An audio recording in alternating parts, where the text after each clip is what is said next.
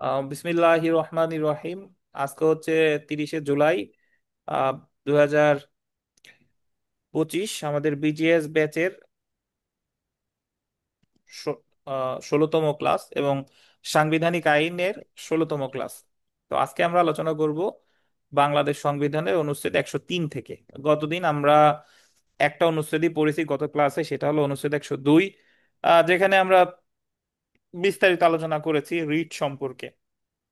Writ কয় প্রকার, কখন কোন রিট কে করতে পারে, কোন রিটের কার্যকারিতা কি, এই সম্পর্কে বিস্তারিত গত দিনে আমরা আলোচনা করেছি।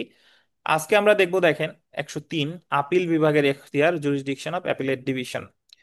আমরা মোটামুটি সবাই অবগত আছি যে বাংলাদেশ সুপ্রিম কোর্টের 94 অনুচ্ছেদে বলছে যে বাংলাদেশ সুপ্রিম কোর্টের দুইটা বিভাগ, একটা হচ্ছে আপিল বিভাগ আর একটা হচ্ছে হাইকোর্ট বিভাগ। তো 101-এ, অনুচ্ছেদ 101-এ বলা হয়েছে আপিল হাইকোর্ট বিভাগের এখতিয়ার। 101 অনুচ্ছেদে বলা হয়েছে হাইকোর্ট বিভাগের এখতিয়ার। আজকে আমরা 103 অনুচ্ছেদে পড়ব আপিল বিভাগের এখতিয়ার, জুরিসডিকশন অফ অ্যাপিলেট ডিভিশন। তো আপিল বিভাগ আসলে কি কি করতে পারে, এটা হলো আপিল বিভাগের এখতিয়ার: আপিল শুনানি এবং নিষ্পত্তির এখতিয়ার। তো এখানে বলছে হাইকোর্ট বিভাগের রায়, ডিক্রি, আদেশ বা দণ্ডাদেশের বিরুদ্ধে আপিল শুনানির বা তার নিষ্পত্তির এখতিয়ার আপিল বিভাগের থাকবে। অর্থাৎ এখানে রায়, ডিক্রি, আদেশ বা দণ্ডাদেশ কেন বললো, এখানে একটা জিনিস যদি দেখেন যে রায়ের বিষয়টা দেওয়ানি ফৌজদারি উভয় মামলার ক্ষেত্রেই প্রযোজ্য। ডিক্রি, আদেশ, এটা দেওয়ানি মামলার ক্ষেত্রে প্রযোজ্য, দণ্ডাদেশ প্রযোজ্য ফৌজদারি মামলার ক্ষেত্রে। সো হাইকোর্ট ডিভিশন যেহেতু দেওয়ানি ফৌজদারি উভয় মামলায় শুনতে পারে, তো হাইকোর্ট ডিভিশন দেওয়ানি মামলায় সিদ্ধান্ত দেখ অথবা ফৌজদারি মামলায় সিদ্ধান্ত দেখ, সেটার বিরুদ্ধে সর্বশেষ প্রতিকার হচ্ছে আপিল বিভাগে কি করা, বলেন? আপিল করা। তো আপিল। হাইকোর্ট হাইকোর্ট ডিভিশনের যে কোনো রায়, ডিক্রি, আদেশ বা দণ্ডাদেশের বিরুদ্ধে আপিল করা যায় আপিলের বিভাগে, এবং আপিল বিভাগ এটা শুনানি এবং নিষ্পত্তি করতে পারে। তো আমরা চলে আসি যে যে সকল ক্ষেত্রে আপিল বিভাগে আপিল করা যায়। যে সকল ক্ষেত্রে আপিল বিভাগে আপিল করা যায়, হাইকোর্ট বিভাগের রায়, ডিক্রি, আদেশ বা দণ্ডাদেশের বিরুদ্ধে আপিল বিভাগের নিকট নিম্নলিখিত ক্ষেত্রে অধিকার বলে, এটা গোল্ডেন অধিকার বলে আপিল করা যাবে। শুনেন, আগে ভাগে বলে রাখি, আপিল বিভাগে কখনো কখনো অধিকার বলে আপিল করা যায়, কখনো কখনো অধিকার বলে আপিল করা যায় না, তখন অনুমতি চাইতে হয়। যখন অধিকার বলে আপিল করা যায় না, যখন অনুমতি চাইতে হয়, তখন এটাকে বলে লিভ টু আপিল। তো এখন কোন কোন ক্ষেত্রে আপিল বিভাগে অধিকার বলে আপিল করা যায়, অধিকার বলে আপিল করলে সেটাকে আর লিভ টু আপিল বলে না। কোন কোন ক্ষেত্রে অধিকার বলেই আপিল করা যায়, এই বিধানটা বলেছে 103-এর 2 অনুচ্ছেদে। তো এখানে কি বলেছে দেখেন, এই মর্মে, এই যে ক্ষেত্রে হাইকোর্ট বিভাগ এই মর্মে সার্টিফিকেট দান করে যে মামলাটির সাথে, আন্ডারলাইন করবেন, সংবিধান ব্যাখ্যার বিষয়ে আইনের গুরুত্বপূর্ণ প্রশ্ন জড়িত রয়েছে।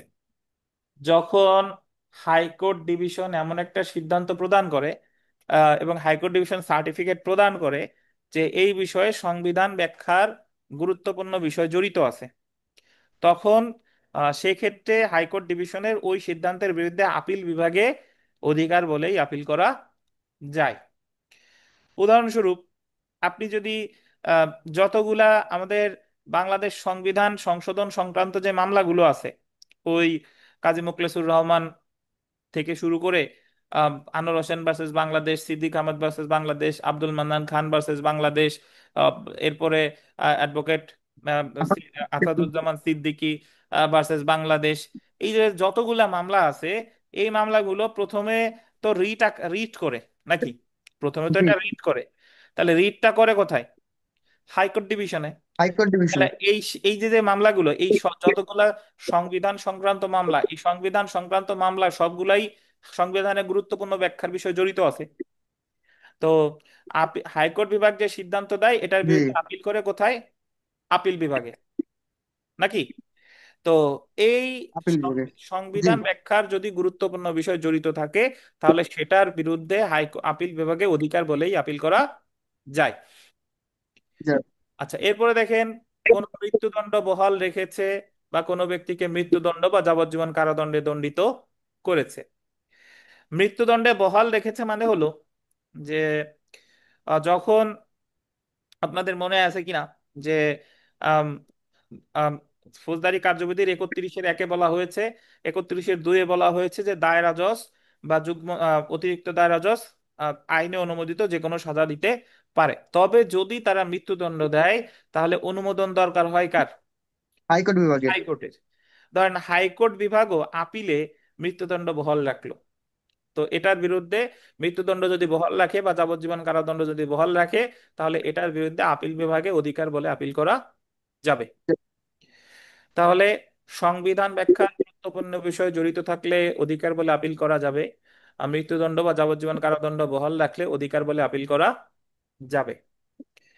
অথবা হাইকোর্ট বিভাগে অবমাননার জন্য কোনো ব্যক্তিকে দণ্ডদান করেছে, অনেক সময় হাইকোর্ট বিভাগের অবমাননা মানে আদালত অবমাননাটা যদি করে, হাইকোর্ট বিভাগের অবমাননা করলে হাইকোর্ট বিভাগ যদি কাউকে দণ্ড দেয়, সেই ক্ষেত্রে সংসদ আইন দ্বারা যেরূপ বিধান করা হবে সেরূপ অন্যান্য ক্ষেত্রে, তাহলে সেই সকল ক্ষেত্রেও আইনের দ্বারা বিধান করলে আহ, আপিল বিভাগে অধিকার বলে আপিল করা যাবে। তো এখানে এই বিষয়গুলো একটু খেয়াল করেন যে হাইকোর্ট বিভাগের কোন কোন আদেশের বিরুদ্ধে অধিকার বলে আপিল করা যাবে। তাহলে সংবিধান ব্যাখ্যার বিষয় জড়িত থাকলে, মৃত্যুদণ্ড বা যাবজ্জীবন কারাদণ্ড দিলে, আর একটা হলো হাইকোর্ট অবমাননার জন্য হাইকোর্ট যদি কোনো দণ্ড দেয়, তাহলে সেই ক্ষেত্রেও অধিকার বলে আপিল করা যাবে কোথায় বলেন? আপিল বিভাগে। বুঝছেন? জি স্যার, আচ্ছা। এইখানে একটা বুঝতে পারেন যে সংসদ আইন দ্বারা যেরূপ বিধান করা হবে, এটা একটু যদি বুঝাইতেন স্যার। আচ্ছা, ধন্যবাদ। একটা হলো যে আদালত অবমাননার জন্য যদি দণ্ড দেয় তাহলে তো অধিকার বলে করা যাচ্ছেই। জি। তাহলে এই উপরের এই তিনটা ছাড়া সংসদ যদি আইন করে দেয় যে অমুক বিষয়ে যদি হাইকোর্ট কোনো দণ্ড দেয় তাহলে আপিল বিভাগে অধিকার বলে আপিল করা যাবে। ধরেন সংসদ আইন করে দিল যে কোম্পানির মামলায় হাইকোর্ট বিভাগ যে রায় দিবে সেটার বিরুদ্ধে আপিল বিভাগে অধিকার বলে আপিল করা যাবে। বুঝছেন? জি স্যার, বুঝতে পারছি তাহলে। মানে এই তিনটা ছাড়া আরো সংসদ যদি অন্যান্য ক্ষেত্রে আইন করে দেয় যে অমুক অমুক ক্ষেত্রেও আপিল বিভাগে অধিকার বলে আপিল করা যাবে। সংসদের ইনহেরেন্ট পাওয়ার আছে যে জি সে। জি জি, সংসদ করে দিতে পারে, জি। জি। আচ্ছা, এখন দেখেন ওই যে একটা বিষয় পড়ছেন না যে আহ, আইন প্রণয়ন করে সংসদ কিন্তু ডেলিগেটেড লেজিসলেশন অর্পিত, সংসদ ইচ্ছা করলে এই আইন প্রণয়নের ক্ষমতা অন্য কাউরেও দিতে পারে। পারে। আচ্ছা, তো আপিল বিভাগ কর্তৃক যে আইনগত প্রশ্ন ব্যাখ্যা করা প্রয়োজন সেই প্রশ্ন সুনির্দিষ্টভাবে সার্টিফিকেটে উল্লেখ করতে হবে। সংবিধানের ব্যাখ্যা সম্পর্কিত গুরুত্বপূর্ণ প্রশ্ন মামলায় জড়িত এই মর্মে শুধুমাত্র সার্টিফিকেট উল্লেখ করা যথেষ্ট না, কোনো গুরুত্বপূর্ণ আইনগত প্রশ্নের ব্যাখ্যা করা প্রয়োজনীয় সেটা হাইকোর্ট বিভাগ সার্টিফিকেটে উল্লেখ করতে হবে। মানে জাস্ট বলে দিবে যে এটা গুরুত্বপূর্ণ সাংবিধানিক প্রশ্ন, মানে প্রশ্ন জড়িত, সেই সাথে সাথে আহ, মানে কোন বিষয়ে আহ, মানে আপনার কোন বিষয়টা ব্যাখ্যা করা প্রয়োজন সেটাও ওই সার্টিফিকেটে উল্লেখ থাকবে। তো মোটামুটি এখানে যে যে ধরনের প্রশ্ন আসতে পারে যে কোন কোন ক্ষেত্রে আপিল বিভাগে অধিকার বলে আপিল করা যায়, সেটা হলো যে সংবিধান ব্যাখ্যার প্রশ্ন জড়িত থাকলে, মৃত্যুদণ্ড বা যাবজ্জীবন কারাদণ্ড বহাল রাখলে, হাইকোর্ট বিভাগ তার আদালত অবমাননার জন্য যদি কোনো দণ্ড দেয়, এইগুলার ক্ষেত্রে তো অধিকার বলে আপিল করা যায়। আর একটা যেটা আছে সেটা যদি সংসদ অন্যান্য ক্ষেত্রে যদি আইন করে দেয় তাহলে অন্যান্য ক্ষেত্রেও আপিল করা যাবে কোথায়? অধিকার বলে আপিল বিভাগে। তো এখন চলে আসেন লিভ টু আপিল। আপিল বিভাগের অনুমতি সাপেক্ষে appeal, grant leave to appeal. তা লিভ টু শব্দের অর্থ কি বলেন? অনুমতি অনুমতি সাপেক্ষে। সাপেক্ষে। তাহলে এই লিভ টু আপিল এই বিধানটা আছে বাংলাদেশ সংবিধানের 103-এর 3। জি। কত বলেন? 103-এর। 3। তো আমরা এইভাবে বলতে পারি যে অধিকার বলে যে সকল ক্ষেত্রে, মানে অধিকার বলে আপিল করা যায় সেই সকল ক্ষেত্র ছাড়া অন্যান্য সকল ক্ষেত্রে আপিল করতে হবে কিভাবে? অনুমতি সাপেক্ষে। ওকে। তাহলে অন্যান্য সকল ক্ষেত্র কেমনে? আমি যদি এইভাবে বলি যে বলেন তো যে যুগ্ম দায়রা জজ যদি 6 বছরের কারাদণ্ড দেয় তাহলে আপিল হবে কোথায়? তো এটা আবার হাইকোর্ট বিভাগে। হাইকোর্ট বিভাগে। হাইকোর্ট বিভাগও 6 বছর কারাদণ্ড বহাল রাখছে। তাহলে তাহলে হাইকোর্ট বিভাগ যে দণ্ড বহাল রাখছে, এখন আপিল বিভাগে এই দণ্ডের বিরুদ্ধে আপিল করা যাবে অধিকার বলে নাকি অনুমতি সাপেক্ষে? অনুমতি সাপেক্ষে, কারণ এটা অনু- তো একটা 3-এর 2-এ বলা হয় নাই। এটা অনুমতি সাপেক্ষে, কারণ এটা আপনার ওই মৃত্যুদণ্ডও না, যাবজ্জীবন কারাদণ্ডও না, সাংবিধানিক গুরুত্বপূর্ণ প্রশ্নও নাই, আদালত অবমাননাও নাই, নাকি? জি। তো জি স্যার। এজন্য এই ক্ষেত্রে আপিল বিভাগে আপিল করা যাবে, বাট এটা অবশ্যই অনুমতি সাপেক্ষ। সাপেক্ষ।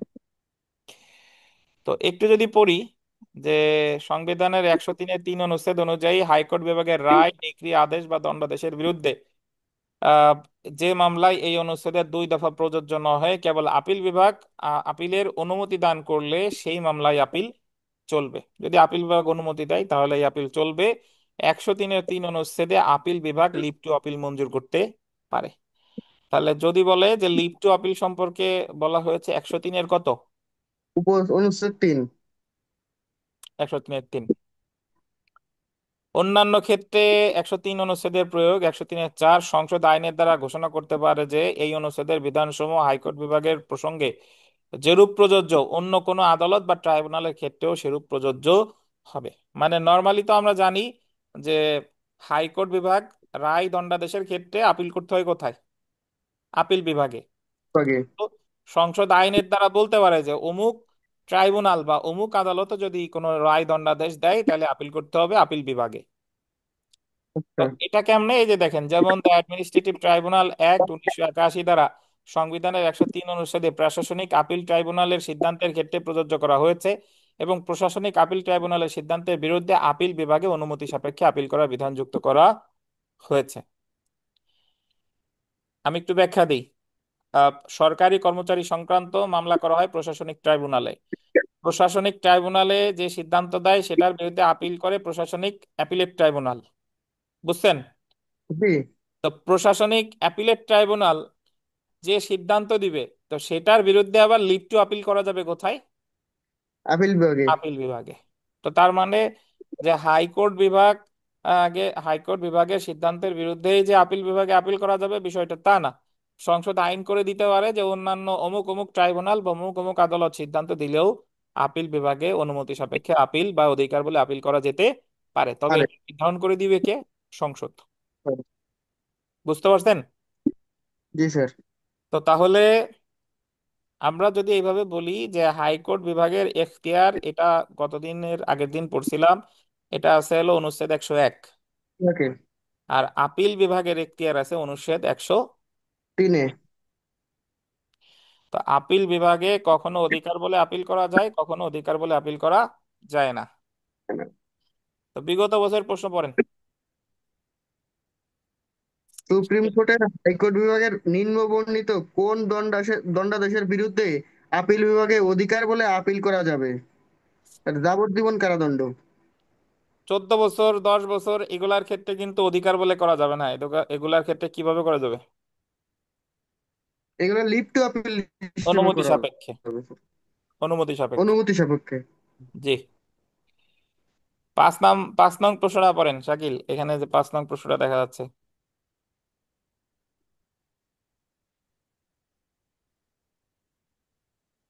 নিম্নলিখিত কোন ক্ষেত্রে হাইকোর্ট বিভাগের রায়, ডিক্রি, আদেশ বা দণ্ডাদেশের বিরুদ্ধে আপিল বিভাগে আপিল করা যাবে? সংবিধান ব্যাখ্যার বিষয়ে আইনে গুরুত্বপূর্ণ প্রশ্নে, হাইকোর্ট হাইকোর্টে মৃত্যুদণ্ড বহাল থাকলে, হাইকোর্ট বিভাগে অবমাননার জন্য কোনো ব্যক্তিকে দণ্ড দান করলে। তার উপরে সবগুলাই। এটার উত্তর হবে উপরের সবগুলা। সব। তো 103 অনুচ্ছেদ থেকে আপনাদের কোনো প্রশ্ন আছে কিনা? যারা এই মুহূর্তে ক্লাসে আছেন, 103 অনুচ্ছেদ থেকে আপনাদের কোনো প্রশ্ন আছে কিনা? না স্যার। তানভীর আলম খান। না, প্রশ্ন নাই। আচ্ছা। স্যার, লিভ টু আপিলটা একটু আরেকবার একটু বললে ভালো হতো। লিভ টু আপিল মানে হলো যে কাজটা আপনি অধিকার বলে করতে পারেন না, অনুমতি নিয়ে করতে হয়। ধরেন, উদাহরণস্বরূপ এইভাবে যদি বলেন যে আপনি বাসা থেকে যখন ভার্সিটিতে যান তখন এটা অধিকার বলেই যেতে পারেন, এটা আপনার পিতামাতার অনুমতি নেওয়া লাগে না। কিন্তু যখন আপনি বাসা থেকে কোথাও একটা ট্যুরে যাবেন, ধরেন শিক্ষা সফরে যাবেন, তখন কিন্তু আপনি অধিকার বলে যাইতে পারতেছেন না, আগে অনুমতি নেওয়া লাগবে আপনার পিতামাতা, ওনারা যদি অনুমতি দেয় তাহলেই আপনি যেতে পারেন।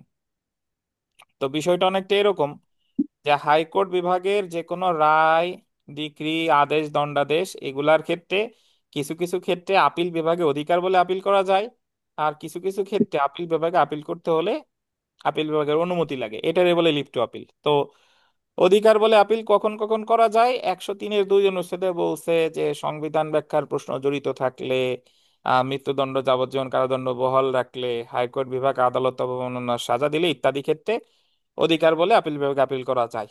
আর এই ক্ষেত্রগুলো ছাড়া অন্যান্য সকল ক্ষেত্রে যদি আপনি আপিল বিভাগে আপিল করতে চান, তাহলে আগে আপিল বিভাগে অনুমতি নিতে হবে। সে যদি অনুমতি দেয় তাহলেই আপিল বিভাগ আপিল শুনবে। তো এটারই বলে হচ্ছে আপনার লিভ টু আপিল। স্যার, অধিকার বলে আপিলটা হচ্ছে আদালত নিতে বাধ্য থাকবে। হুম।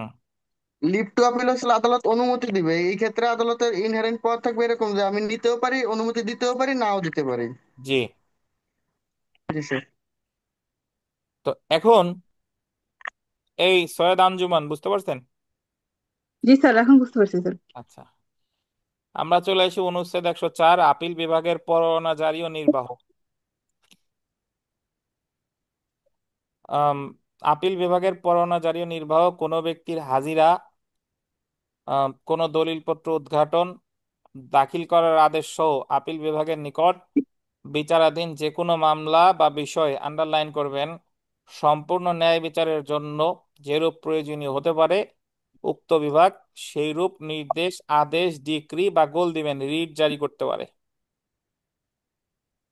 বলতেছে যে 104-এর মূল কথা হলো যে আপিল বিভাগ কাউরে হাজির করার জন্য সমন দিতে পারে, কোনো দলিল হাজির করার জন্য, দলিল উদ্ঘাটন করার জন্য সমন দিতে পারে।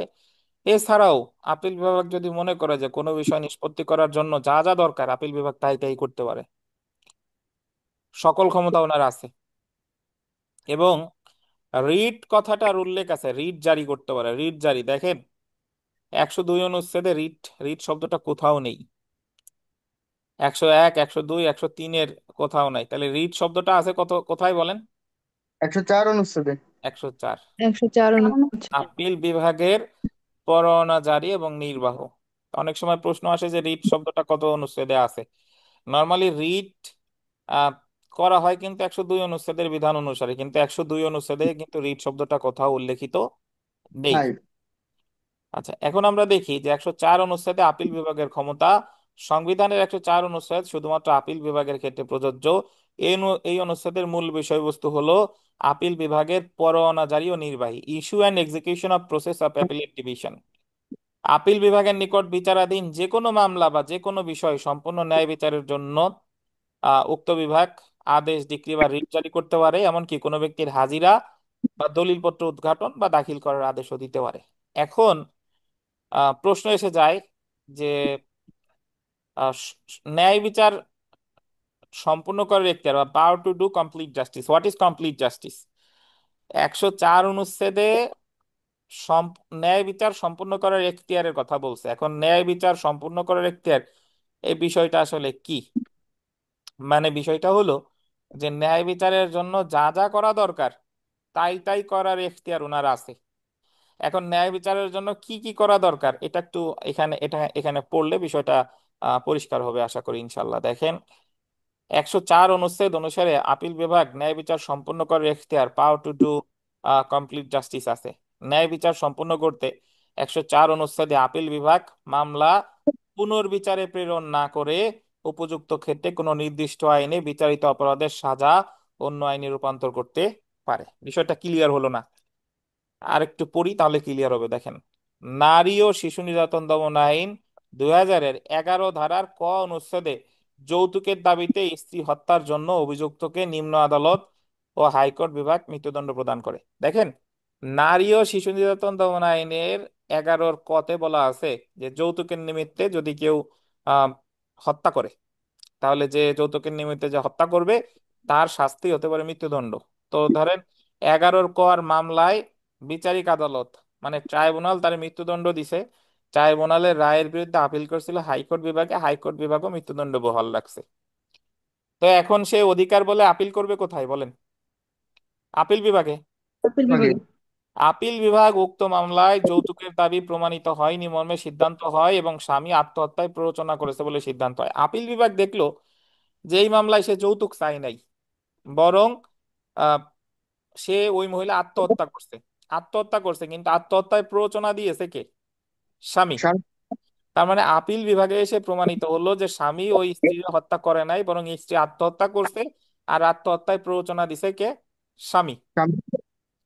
তো মামলাটি পুনর্বিচারের জন্য প্রেরণ না করে, পুনর্বিচার মানে রিমান্ড, টু সেন্ড ব্যাক, যখন আপিল আদালত, আপনাদের মনে আছে যে ফৌজদারি মামলা রিমান্ডে পাঠায় 423 ধারায়, ফৌজদারি কার্যবিধির, দেওয়ানি মামলা রিমান্ডে পাঠায় 107 ধারায়, আর 41 আদেশে 23 বিধি, মনে আছে কিনা? জি। তো আপিল আদালত করলো কি? আপিল আদালত তো দেখলো যে এটা 11-র কম মামলা না, এটা হয়ে গেছে আত্মহত্যার প্ররোচনার মামলা। তো নর্মালি অন্য কোনো আদালত হলে, আপিল আদালত হইলে এটা সে রিমান্ডে পাঠাইতে পারতো, বাট এখানে আপিল বিভাগ এটা রিমান্ডে না পাঠাইয়া আপিল বিভাগ 104 অনুচ্ছেদের ক্ষমতা প্রয়োগ করে অভিযুক্ত ব্যক্তিকে 306 ধারায়, দণ্ডবিধির 306 ধারায় আত্মহত্যার প্ররোচনার শাস্তি প্রদান করতে পারে। বুঝছেন? জি স্যার। তাহলে পাওয়ার টু ডু কমপ্লিট জাস্টিস মানে ন্যায় বিচার সম্পূর্ণ করার এখতিয়ার, এইটার ব্যাখ্যা বলা যেতে পারে যে ন্যায় বিচারের জন্য যা যা দরকার তাই তাই করার ক্ষমতা আপিল বিভাগের আছে। ইভেন তিনি কোনো মামলা রিমান্ডে না পাঠাইয়া, পুনর্বিচারে ফেরত না পাঠাইয়া, তিনি ওই মামলাটার বিচার করে শাস্তিও দিতে পারে। পারে। তো যদি বলে যে সম্পূর্ণ ন্যায় বিচার করার এখতিয়ার বা পাওয়ার টু ডু কমপ্লিট জাস্টিস, এটা কে পারে, হাইকোর্ট বিভাগ না আপিল বিভাগ? আপিল বিভাগ। আপিল আপিল বিভাগ। বিভাগ। কত ধারায়? 104 অনুচ্ছেদে স্যার। একশো তিনশো চার স্যার। ছয় ধারায়। তিনশো একশো ছয় চার ধারায়। অনুচ্ছেদে না, 104 অনুচ্ছেদে, 104 অনুচ্ছেদে। 104 অনুচ্ছেদে। শাকিল 1 আর 2 প্রশ্ন পড়েন, 1 আর 2। বাংলাদেশের সংবিধানের 104 অনুচ্ছেদ অনুযায়ী কোন ব্যক্তি হাজিরা কিংবা কোনো দলিলপত্র উদ্ঘাটন বা দাখিল করার আদেশ দিতে পারেন? আপিল বিভাগ। কে পারে? আপিল আপিল বিভাগ। বিভাগ। কত ধারায়? 104 104 অনুচ্ছেদে। একশো অনুচ্ছেদ। চার ধারায় 2 নং প্রশ্নটা দেখেন, 2012 সালে এসেছিল, ভালো প্রশ্ন, দেখেন। সংবিধানের কোন অনুচ্ছেদের ক্ষমতা বলে সুপ্রিম কোর্টের আপিল বিভাগ কোনো মামলা বা কোনো বিষয় সম্পূর্ণ ন্যায় বিচারের জন্য যে এটা কোনো আন্ডারলাইন করেন, সম্পূর্ণ ন্যায় বিচারের জন্য। সম্পূর্ণ ন্যায় বিচারের জন্য যে কোনো প্রয়োজনীয় আদেশ বা নির্দেশ জারি করতে পারবে? কততে? একশো তো চার চার অনুচ্ছেদ। তাহলে সম্পূর্ণ ন্যায় বিচার বলতে কি বোঝায়, বলতে পারবেন? তার সম্পূর্ণ ন্যায় বিচার বলতে বোঝাচ্ছে এখানে যে এটা আগে কোনো ভুল হয়েছে সেটা যদি সঠিক করা হয় বা আদালত বুঝতে পারে যে এটা ভুল হয়েছে, তাহলে সেই ক্ষেত্রে তিনি ন্যায় বিচারের স্বার্থে বা ন্যায় বিচার পরিপূর্ণ করার জন্য তিনি নিজে ওই বিচারটা প্রথম থেকে করতে পারবে। সেটা তিনি লোয়ার কোর্টে না পাঠিয়ে নিজেই বিচার করতে পারবে। এটা আসলে মানে অন্যের প্রতি কোনো অবিচার না করে তিনি এটা মানে ওই ফেরত, পুনর্বিচারে ফেরত না পাঠাইয়া, কার উপর নিজে। দায়িত্ব না দিয়ে নিজেই সবকিছু করতে পারে। জি। আমরা সেলফ প্র্যাকটিসে চলে আসি। আহ, সংবিধানের কত অনুচ্ছেদ অনুযায়ী হাইকোর্ট বিভাগের কোনো রায়, ডিক্রি, আদেশ বা দণ্ডাদেশের বিরুদ্ধে অনুমতি সাপেক্ষে আপিল মঞ্জুর করতে পারে? অনুমতি অনুমতি। সাপেক্ষে আপিল আছে 103-এর 3। 3 নং প্রশ্নটাও যদি একটু দেখেন, যে আপিল বিভাগের পরোয়ানা জারি ও নির্বাহী, issue and execution of process of appellate division করার এখতিয়ার আছে সংবিধানের কত অনুচ্ছেদে? 104। 104 অনুচ্ছেদ। 104। 5 নংটাও যদি দেখেন, যে সংবিধানের কত অনুচ্ছেদে আপিল বিভাগকে ন্যায় বিচার সম্পূর্ণ করার এখতিয়ার দিয়েছে, পাওয়ার টু ডু কমপ্লিট জাস্টিস? 104 অনুচ্ছেদ। একশো 104 চার অনুচ্ছেদ। আমরা চলে আসি অনুচ্ছেদ 105। তাহলে আজকে আমরা 103 পড়েছি, 104 পড়েছি। একশো জি। তিনে পড়লাম যে আপিল বিভাগের এখতিয়ার, আর জি। আর 104-এ পড়লাম আপিল বিভাগের পরোয়ানা জারি ও নির্বাহ। নির্বাহ। 105-এ চলে আসি আমরা, অনুচ্ছেদ যে আপিল বিভাগ কর্তৃক রায় বা আদেশ পুনর্বিবেচনা। আপিল বিভাগ কর্তৃক রায় বা আদেশ পুনর্বিবেচনা, পুনর্বিবেচনা শব্দটা গোল্ডেন, পুনর্বিবেচনা মানে হলো রিভিউ। এখানে বলছে রিভিউ করা যায়, রিভিউ। তো আমরা দেওয়ানি কার্যবিধি এবং ফৌজদারি কার্যবিধি পড়ার বদৌলতে রিভিউ, রিভিশন বা আপিল সম্পর্কে একটা ধারণা লাভ করেছি। সেটা হলো যে আপিল এবং রিভিশন দুইটা করে উচ্চ আদালতে, হ্যাঁ, আর রিভিউ করে যে আদালত সিদ্ধান্ত দিয়েছে সেই সে আদালত। আদালত। উদাহরণস্বরূপ বলা যেতে পারে রিভিউ যে আদালত সিদ্ধান্ত দিয়েছে, যদি আহ, আপিল বিভাগ সিদ্ধান্ত দেয় তাহলে রিভিউ করতে হবে কার কাছে? আপিল বিভাগেই। তো এই রিভিউ এর বাংলা এখানে ব্যবহার করা হয়েছে পুনর্বিবেচনা, আর রিভিশনের বাংলা হলো পুনরীক্ষণ। পুনরীক্ষণ। আর রিভিউ এর বাংলা হলো পুনর্বিবেচনা। তো 105 অনুচ্ছেদে বলছে যে আপিল বিভাগ নিজের রায় নিজে রিভিউ করতে পারে, সোমোটো নিজ উদ্যোগে নিজেই রিভিউ করতে পারে, বা কোনো পক্ষের আবেদন ক্রমেও রিভিউ করতে পারে। এই যে দেখেন, যে সংসদের যে কোনো আইনের বিধানাবলী সাপেক্ষে এবং আপিল বিভাগ কর্তৃক প্রণীত যে কোনো বিধি সাপেক্ষে আপিল বিভাগের কোনো ঘোষিত রায় বা প্রদত্ত আদেশ পুনর্বিবেচনার ক্ষমতা উক্ত বিভাগের থাকবে। তাহলে যদি পরীক্ষায় প্রশ্ন আসে যে আপিল বিভাগে রিভিউ করা যায় কত অনুচ্ছেদে? 105 অনুচ্ছেদ। 105। তাহলে একটা বিষয় এখানে দেখেন, একটা মামলা শেষ হচ্ছে কিভাবে। আমি যদি ফৌজদারি বিষয়টা কল্পনা করি, ফৌজদারি মামলায় মৃত্যুদণ্ড দেয় দায়রা জজ। জি। জি। দায়রা জজের বিরুদ্ধে আপিল হয় কোথায়? হাইকোর্ট বিভাগ। হাইকোর্ট বিভাগও যদি মৃত্যুদণ্ড বহাল রাখে, তাহলে অধিকার বলে আপিল হবে কোথায়? আপিলের অ্যাপিলেট। আর সংবিধানের 103 অনুচ্ছেদ অনুসারে আপিল বিভাগে। জি। আপিল বিভাগও ধরেন মৃত্যুদণ্ড বহাল রাখছে, তখন সর্বশেষ ধাপ কি? Lift review. ওপেন। 107 অনুযায়ী রিভিউ রিভিউ। 105 অনুসারে কি? রিভিউ। রিভিউ। জি। রিভিউতেও রিভিউতেও ধরেন মৃত্যুদণ্ড বহাল আছে, তাইলে আর কিছু করার নাই, সর্বশেষ যে বিধান রাষ্ট্রপতির কাছে কি? ক্ষমা ভিক্ষা। প্রাণ। প্রাণ ভিক্ষা চাওয়া বা ক্ষমা চাওয়া। রাষ্ট্রপতিও যদি তার ক্ষমা না করে, তখন তার কিন্তু আর কোনো আইনগত কার্যক্রম নাই। এখন কি হবে তাহলে? তার ফাঁসি কার্যকর করা হবে। ফাঁসি কার্যকর করা হবে। তাহলে একটা পর্যায়ে গিয়ে আমাদের থামতেই হবে, ওটা তো আর আজীবন চলবে না। একটা পর্যায়ে গিয়ে যে কোনো মামলার কার্যক্রম থামতেই হবে, সেটা হলো আপিল বিভাগের রিভিউ। স্যার, আমরা যে সরকারের কাছে যে সরকার যে মাপ চাইতে পারে, এখানে কি সরকারের কাছে আবেদন করা লাগে নাকি সরকার এমনিতেই করতে পারে? সরকারের কাছে আবেদন করতে পারেন, আর এমনিও সরকার স্বপ্রণোদিতও দিতে পারে, এটা এখতিয়ার। বাট এটা ওই ওই ফৌজদারি কার্যবিধির অংশ, জি। সাংবিধানিক ভাবে ওটা নাই। আচ্ছা, তাহলে আমি একটু একটা বিষয়ে মানে এখানে একটু হয়ে গেলাম, কনফিউজড হয়ে গেলাম। বলেন। যে আমাদের অ্যাপিলেট ডিভিশনে যে আপিল জুরিসডিকশন, এই জুরিসডিকশনে কখন হচ্ছে ওইটা মানে আপিল হচ্ছে সরাসরি, আর কখন হচ্ছে আমরা লিভ টু আপিল বলতেছি। মানে আপিলেট ডিভিশনে তো আপিল করলেই সেটা লিভ টু আপিল হচ্ছে না, বিশেষ করে এই যে মৃত্যুদণ্ডের ক্ষেত্রে কেবল যেটা দায়রা জজ।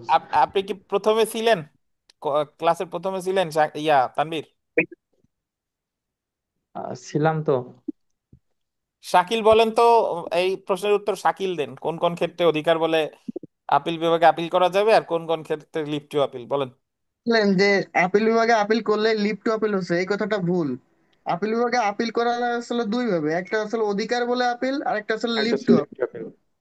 হ্যাঁ। একটা আসলে অধিকার বলে আপিল করা যাচ্ছে আসলে যদি কোনো বিষয়ে সেটা আলোচনা করা হয়েছে 103 অনুচ্ছেদের দুই দুই উপ অনুচ্ছেদে। হুম। যে বলছে যে সংবিধান ব্যাখ্যার বিষয়ে যদি কোনো গুরুত্বপূর্ণ প্রশ্ন জড়িত থাকে, হুম। এক একটা বিষয় বলছে যে মৃত্যুদণ্ড বহাল রেখেছে হুম। বা কারাদণ্ডে দণ্ডিত করেছে সেই ক্ষেত্রে। হুম। আর আর বলছে যে হাইকোর্ট বিভাগের অবমাননার বিষয়ে যদি কোনো হাইকোর্ট বিভাগ কোনো দণ্ড দেয়, সেই ক্ষেত্রে হচ্ছিল আম, অধিকার বলে আপিল করা যাবে আপিল বিভাগে। আর এইগুলো বাদে আর যত আপিল আছে, সেটা হচ্ছিল একশো মানে তিন অনুচ্ছেদের উপ অনুচ্ছেদ হচ্ছে 3-এ, সেইখানে অনুমতি সাপেক্ষে আপিল করা যাবে, সেটা হচ্ছে আপিল বিভাগে। আচ্ছা, এখন ভুল ভাই, যখন প্রযোজ্য না তখনই হচ্ছে অনুমতি সাপেক্ষে আপিলের কথা জি। আসতেছে। আর যেটা বল মৃত্যুদণ্ডের ক্ষেত্রে যেটা হয় সেটা কি, ওই যে মৃত্যুদণ্ডের ক্ষেত্রে যেটা হাইকোর্ট বহাল রাখে সেটা তো আর সেটা তো দুইয়ের মধ্যেই আছে, সেটা তো আর তিনে অনুমতি সাপেক্ষে আপিলে যাচ্ছে না। না। ও, না আমার মাথায় আবার কাজ করতেছে ইন্টারন্যাশনাল ক্রিমিনাল ট্রাইব্যুনালে, তো আমরা দেখতেছি যে ওনরা ওই যে যুদ্ধ অপরাধীদের বিচারের ক্ষেত্রে ওনরা বারবার বলতেছিল যে অনুমতি সাপেক্ষে আপিল করবে। তো আমি ভাবলাম যে তাহলে মৃত্যুদণ্ডের ক্ষেত্রে অনুমতি সাপেক্ষে দেখেন, আপিল। যুদ্ধ অপরাধী ট্রাইব্যুনালের যে বিচার, এটা কিন্তু হাইকোর্ট করে নাই। এটা তো ট্রাইব্যুনাল, এটা বিশেষ আইন। তো ওই আইনে যদি বলা থাকে যে লিভ টু আপিল করতে হবে, অধিকার বলে করা যাবে না, তো সেটা ওখানকার বিষয়। আচ্ছা, আচ্ছা, বুঝছেন? বুঝতে পারছি। জি, আচ্ছা। তো ওটা একটা বিশেষ আইন, তানবীর। জি, জি, জি। আচ্ছা, এখন পুনর্বিবেচনার যে ক্ষমতা, সংবিধানের 105 অনুচ্ছেদ শুধুমাত্র আপিল বিভাগের পুনর্বিবেচনার ক্ষমতা রয়েছে। আপিল বিভাগ গোল দিবেন স্ব উদ্যোগে। স্ব উদ্যোগে মানে হলো নিজের ইচ্ছায়। জি শুনেছি। ইহার রায় রিভিউ করতে পারে, যদিও রায়ের কোনো পক্ষ আবেদন করে নেই। মানে ওনার কাছে কোনো পক্ষই আবেদন করে নাই। উনি নিজের ইচ্ছায় রিভিউ করতে পারে। মাহবুবুর রহমান বনাম মুজিবুর রহমান, 37 DLR AD 145। সুতরাং আপিল বিভাগ স্ব উদ্যোগে বা কার্যধারার যে কোনো পক্ষের আবেদন ক্রমে ইহার রায় পুনর্বিবেচনা করতে পারে। আর এখানে পুনর্বিবেচনা বলতে কি বোঝানো হচ্ছে বলেন? রিভিউ। তাহলে যদি পরীক্ষায় প্রশ্ন আসে যে আপিল বিভাগ গে রিভিউ করা যায় কত অনুচ্ছেদে, 105, শাসন হচ্ছে। রিভিউ আপিল বিভাগ স্ব উদ্যোগে করতে পারে অথবা কোনো পক্ষের আবেদনের ভিত্তিতেও করতে করতে পারে। পারে। তো বাংলাদেশ সংবিধানের কোন অনুচ্ছেদে আপিল বিভাগ কর্তৃক রায় বা আদেশ পুনর্বিবেচনা করার বিধানটি বলা হয়েছে? কোন অনুচ্ছেদ? 5 অনুচ্ছেদ। 105। তারপরে এখানে 2 নং প্রশ্নটা যদি দেখেন, যে আপিল বিভাগ কর্তৃক রায় বা আদেশ পুনর্বিবেচনা করতে পারে কোন ধরনের মামলায়? দেওয়ানি মামলায় নাকি ফৌজদারি মামলায়, না যে কোনো মামলায়? বলেন। কি বলতে রে উভয়। দেওয়ানি ফৌজদারি বই। উভয়। আচ্ছা, আমরা চলে আসি অনুচ্ছেদ 106, আহ, সুপ্রিম কোর্টের উপদেষ্টামূলক এখতিয়ার। সুপ্রিম কোর্টের উপদেষ্টামূলক এখতিয়ার, advisory jurisdiction of the supreme court.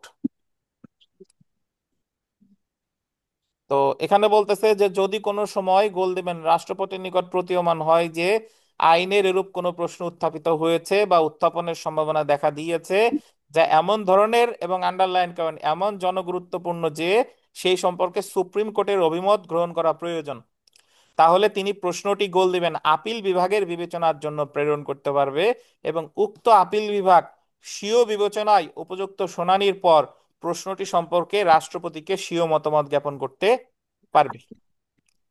অর্থাৎ আমাদের চারপাশে যদি এমন কোনো পরিস্থিতির উদ্ভব হয় এবং রাষ্ট্রপতির কাছে মনে হচ্ছে যে এটা খুবই গুরুত্বপূর্ণ বিষয় এবং এখানে আইনের এমন গুরুত্বপূর্ণ বিষয় জড়িত, উনি একা কোনো ধর্ম সংকটে পড়ে গেছে, একা কোনো সিদ্ধান্ত নিতে পারতেছে না, তখন এই বিষয়ে তিনি উপদেষ্টা, মানে উপদেষ্টামূলক এখতিয়ার প্রয়োগের জন্য এই বিষয়টা পাঠাই দিতে পারে কার কাছে?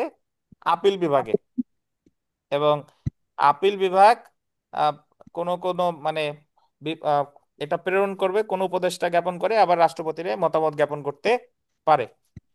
তো এটার সবচেয়ে বড় উদাহরণ হলো গত বছর যখন 5ই আগস্টে আমাদের দেশে যে পরিস্থিতি ঘটলো, শেখ হাসিনা যখন চলে গেলেন, পদত্যাগ করলেন, তখন ওই মুহূর্তে তো একটা সাংবিধানিক সংকটের সৃষ্টি হলো।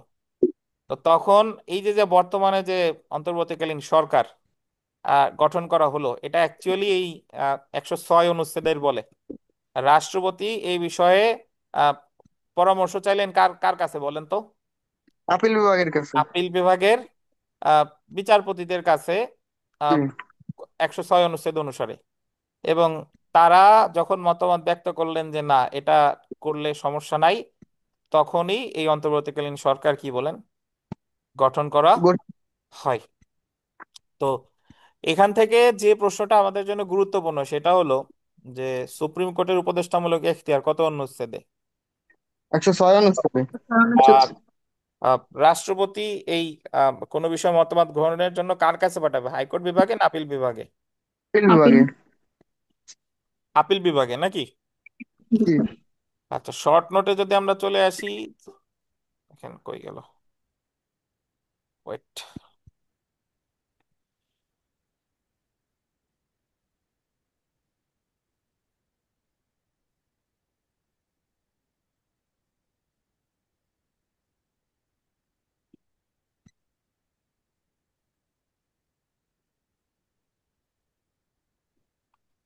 আচ্ছা, শর্ট নোটে যে আমরা চলে আসি, এটা একটু যদি পড়ি যে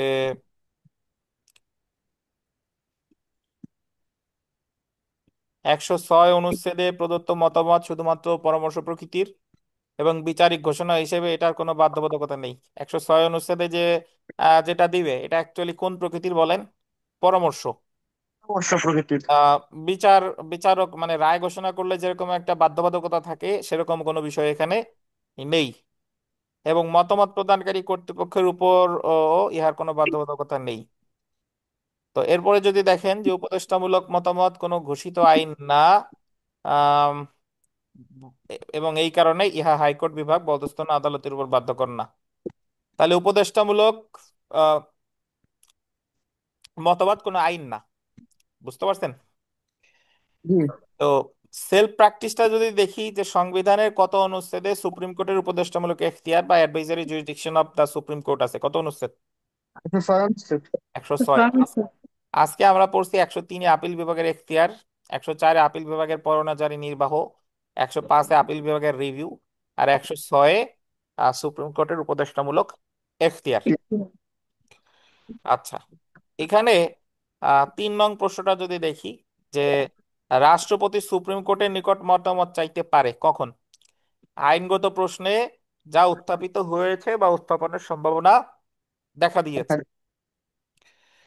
আমরা চলে আসি অনুচ্ছেদ 107,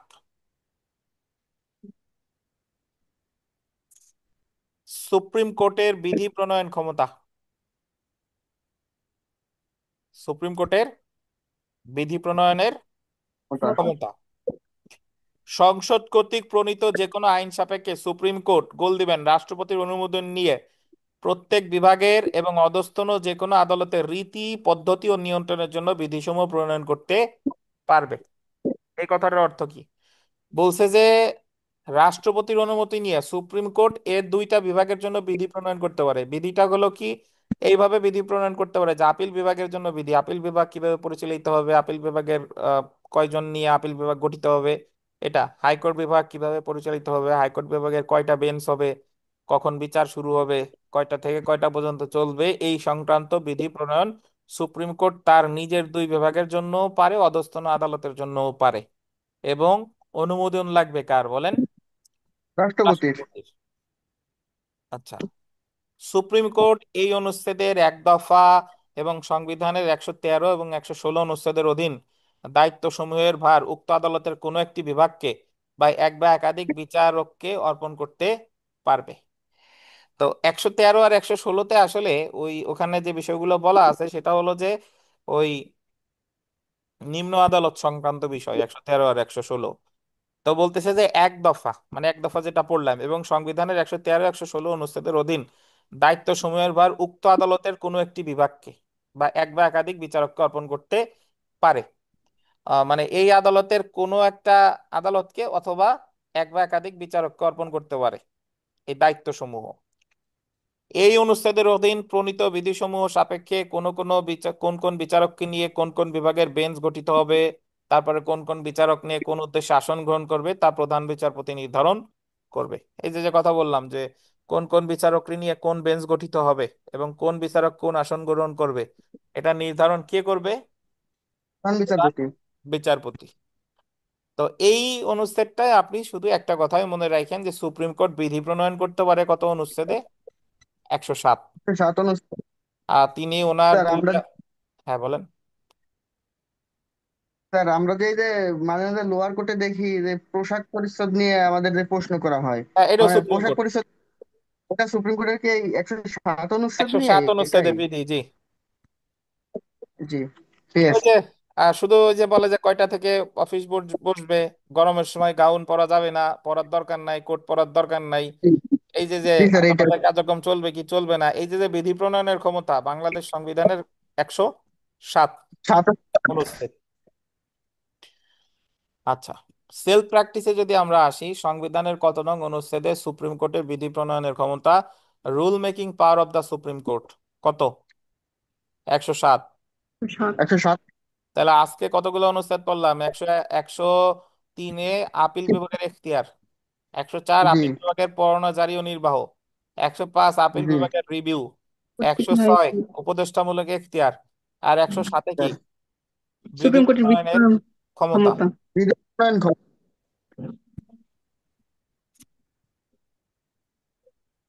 4 নং প্রশ্নটা যদি দেখেন, প্রধান বিচারপতি সংবিধানের কত অনুচ্ছেদের ক্ষমতা বলে কোন বিভাগের জন্য বিচারকদের নিয়ে বেঞ্চ গঠন করতে পারে? কত কত অনুচ্ছেদ? 107। 100। 107। এটা উম, গুরুত্বপূর্ণ, 107।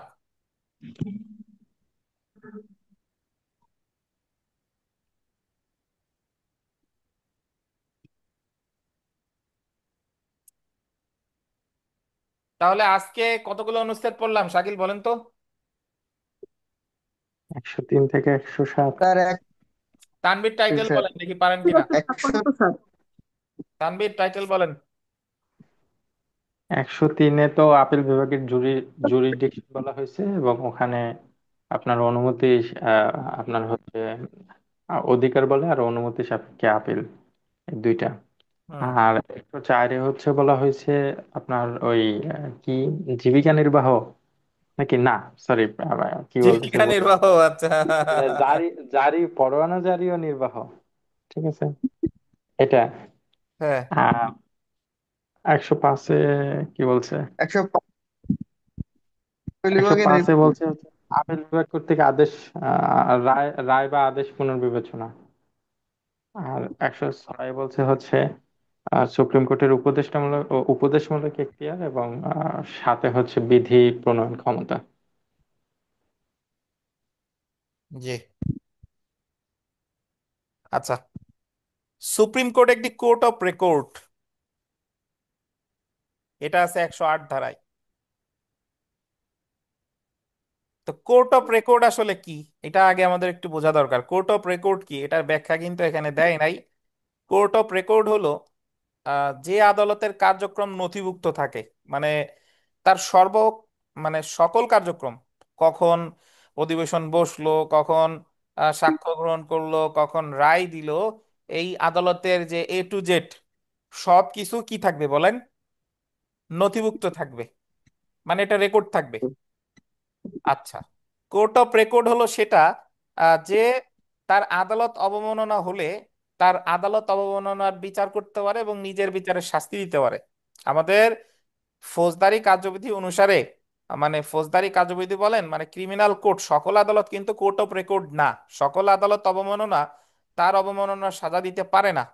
তাহলে কোর্ট অফ রেকর্ড যদি সুপ্রিম কোর্ট যদি কেউ অবমাননা করে, বিচার কার্যক্রমে বাধা সৃষ্টি করে, তাহলে সুপ্রিম কোর্ট কিন্তু সাথে সাথে তারা সাজা দিতে পারে। পারে। বুঝছেন? তাহলে জি sir. Court of record 108, court of record মানে যে আদালতের কার্যক্রম সার্বক্ষণিকভাবে রেকর্ড থাকে, মানে নথিভুক্ত থাকে, এটা একটা বৈশিষ্ট্য। আর একটা বৈশিষ্ট্য হচ্ছে আহ, যে আদালত অবমাননার আহ, জন্য শাস্তি দিতে পারে। বুঝতে পারছেন? জি, সাথে সাথে পারে। হ্যাঁ। আর একটা হলো আহ, নজির নজির স্থাপন, মানে আমরা যে বিচারিক নজিরগুলা পড়ি, এই নজিরগুলা যে আদালতের সিদ্ধান্ত বিচারিক নজির হিসেবে গণ্য হয়, সেটা হলো কোর্ট অফ রেকর্ড। সুপ্রিম কোর্টের দুইটা বিভাগ, অ্যাপিলেট ডিভিশনের কোনো সিদ্ধান্ত দিলে সেটাও বিচারিক নজির হতে পারে, হাইকোর্ট ডিভিশনও কোনো সিদ্ধান্ত দিলে সেটাও বিচারিক নজির হতে পারে। হতে পারে। বুঝতে পারছেন? এই যে নিম্ন জি। আদালত জেলা জজ যদি সিদ্ধান্ত দেয়, সেটা কি বিচারিক নজির হবে? হবে না, না, তা কারণ হবে না। সেটা কিন্তু কোর্ট অফ রেকর্ড না। তো এজন্য কোর্ট অফ রেকর্ড যেগুলা, সেগুলাই অ্যাকচুয়ালি আপনার, তারা যে সিদ্ধান্ত দেয় সেটাই বিচারিক নজির হিসেবে ভবিষ্যতে বিবেচিত হয়। তো এই court of record, supreme court as court of record, দেখেন সুপ্রিম কোর্ট একটি কোর্ট অফ রেকর্ড হবে এবং এর অবমাননার জন্য তদন্তের আদেশ দান এবং দণ্ডাদেশ দানের ক্ষমতা সহ আইন সাপেক্ষে অনুরূপ আদালতের সকল ক্ষমতার অধিকারী থাকবে। তো জেনে রাখা ভালো যে 108 অনুচ্ছেদে সুপ্রিম কোর্টে একটি কোর্ট অফ রেকর্ড হিসেবে উল্লেখ করা হয়েছে। সুপ্রিম কোর্টের অবমাননার জন্য তদন্তের আদেশ দান বা দণ্ডাদেশের ক্ষমতা রয়েছে। বুঝতে পারছেন? তাহলে supreme court court of record হিসেবে সুপ্রিম কোর্টের উভয় বিভাগের কার্যপদ্ধতি স্থায়ীভাবে সংরক্ষণ করা হবে। এই যে আন্ডারলাইন করেন, উভয় বিভাগের কার্যপদ্ধতি স্থায়ীভাবে সংরক্ষণ করা হবে এবং এই সকল রেকর্ড চূড়ান্ত প্রমাণ হবে, এইগুলো অবমাননা করার সংক্ষিপ্ত ক্ষমতা উভয় বিভাগেরই থাকবে। তো এখন একটা বিষয় দেখেন, কিছুদিন আগে বাংলাদেশের মানে আমাদের ঢাকা জজ কোর্টে একজন আইনজীবীকে দণ্ড দেয়, জানেন আপনারা? জি স্যার। মনে আছে? সাত 7 দিনের কারাদণ্ড দেয়। দণ্ড দিচ্ছে। জি, আবার ছেড়েও দিছে তাকে ক্ষমা হ্যাঁ, চাওয়ার সাত কারণে। দিনের কারাদণ্ড দিছে কত ধারায় জানেন? আপনারা ওনার ওই বেল বন্ডটা দেখছিলেন? না স্যার, ওইটা দেখেন। ওনারে 7 দিনের কারাদণ্ড দেয় দণ্ডবিধির 228 ধারায়। বুঝতে পারছেন? দণ্ডবিধির 228 ধারায় আছে ওই যে বিচারকরে বিচার কর্মকাণ্ডে বাধা দেওয়া বা আদালত অবমাননা করা। ঠিক আছে? তো এখন নিম্ন আদালতে যদি কেউ অবমাননা জি। করে, নিম্ন আদালত কি সাথে সাথে সাজা দিতে পারবে কিনা বলেন? না স্যার, এখানে তো কোর্ট অফ রেকর্ড না, তানবীর নিম্ন আদালত। শুনতেছেন কথা, তানবীর? জি নিম্ন আদালতে যদি কেউ অবমাননা করে, তাহলে নিম্ন আদালত কিন্তু সাথে সাথে সাজা দিতে পারে না। বুঝছেন? জি। ফৌজদার ওখানে বিচারক মহোদয় উকিল সাহেবরে যে 228 ধারায় সাজা দিছে, 228 ধারায় সাথে সাথে সাজা দেওয়ার কোনো এখতিয়ার ওনার নাই। বরং ওখানে উকিল সাহেব যদি আদালত অবমাননা করে থাকে, তাহলে ওই বিচারককে বাদী হয়ে সিআর মামলা মামলা দায়ের করতে হবে, করতে জি। হবে, নালিশি আদালত নালিশি মামলা হিসেবে সিআর মামলা দায়ের করতে হবে। বুঝতে জি, পারছেন? এটা আল্ট্রা ভাইরাস এখতিয়ার প্রয়োগ করতে ফৌজদারি হবে। কার্যবিধির 195 ধারায় সিআর মামলা উনি বাদী হয়ে দায়ের করবেন। অতঃপর ওই সিআর মামলার বিচার শেষে, ওই সিআর মামলার বিচার শেষে সামারি ট্রায়াল হোক যাই হোক, ওই সিআর মামলার বিচার শেষে হলো আইনজীবীর সাজা দিবে। বুঝছেন? জি। কিন্তু ওই দিন, আমি যতটুকু জানি আর কি, এটার ভুল হইতে পারে, কিন্তু ওই দিন বিচারক মানে আইনজীবী মহোদয় একটা বাজে কথা বলছে, বিচারক ওনারে সাথে সাথে সাথে সাথে 228 ধারায় সাজা দিছে, বাট অ্যাকচুয়ালি আইনের যে বিধান, ওই ম্যাজিস্ট্রেট কিন্তু কোর্ট অফ রেকর্ড না। উনি কিন্তু উকিল সাহেবরে সাথে সাথে সাজা দিতে পারবেন না। পারবেন কি বলেন? পারবেন না। না, সাথে সাথে পারে না, জি। সাথে সাথে পারবেন না। না আদালত স্যার, পারবেন। আদালত অবমাননার সাজা দিতে পারে হচ্ছে শুধুমাত্র কে বলেন? Supreme court. Supreme court. বুঝছেন? হাইকোর্ট সাধারণ বিভাগ এবং আপিল বিভাগ, আপিলেট বিভাগ। ইনরা দুইজন সাথে সাথে সাজা দিতে পারে, কিন্তু অন্য কেউ কিন্তু আদালত অবমাননার সাজা সাথে সাথে দিতে পারবে না। কিন্তু এই নিয়ে আমাদের আইনজীবী সমাজ বা আইনজ্ঞ, এনাদের কোনো জি। কথা দেখলাম না। তারা ভালো মন্দ কোনো কথা বললো না, যে জজ সাহেব কিছু করলেই যে বৈধ হবে বিষয়টা কিন্তু তা না। ওনাদের মনে হয় মানে মনেই নাই, ওনারা তো এই ধরনের মামলা সচরাচর দেখে না, এই জন্য ভুলে গেছে মনে হয়। তাই হতে পারে, তানভীর, তাই হতে পারে। বাট ওই যে যে সাথে সাথে যে ভয়। উকিল সাহেবকে যে সাজাটা দিছে, ওই সাজাটা কিন্তু বৈধ হয় নাই। জি। আচ্ছা, যাই হোক। তো সুপ্রিম কোর্ট একটি কোর্ট অফ রেকর্ড হবে। সংবিধানে কত অনুচ্ছেদে বলা হয়েছে বলেন? 108। আর 158 অনুচ্ছেদ। 108। আমরা চলে আসি আহ, 3 নং প্রশ্নে। সুপ্রিম কোর্টের কোন বিভাগের অবমাননার জন্য তদন্তের আদেশ দান বা দণ্ডাদেশের ক্ষমতা থাকবে কার? যে বিভাগকে অবমাননা করা হবে সেই বিভাগের। সেই বিভাগ। আচ্ছা, তো আমরা চলে আসি অনুচ্ছেদ 109, আদালত সমূহের উপর তত্ত্বাবধান ও নিয়ন্ত্রণ। আদালত সমূহের উপর তত্ত্বাবধান ও নিয়ন্ত্রণ। নিয়ন্ত্রণ। হাইকোর্ট বিভাগের অধস্তন সকল আদালত বা ট্রাইব্যুনালের উপর উক্ত বিভাগের তত্ত্বাবধান এবং নিয়ন্ত্রণ ক্ষমতা থাকবে। বলতেছে যে হাইকোর্ট বিভাগ, ওনার অধস্তন যত আদালত আছে সকল আদালতের উপর ওনার তত্ত্বাবধান এবং নিয়ন্ত্রণমূলক ক্ষমতা থাকবে। তাহলে থাকবে। আদালত সমূহের উপর তত্ত্বাবধান বা নিয়ন্ত্রণ, এটা আছে কত অনুচ্ছেদ? 109। 9 অনুচ্ছেদ। যদি একটু দেখেন, 109 ধারা লিখছে, বাট অ্যাকচুয়ালি হবে কত? 109 অনুচ্ছেদে।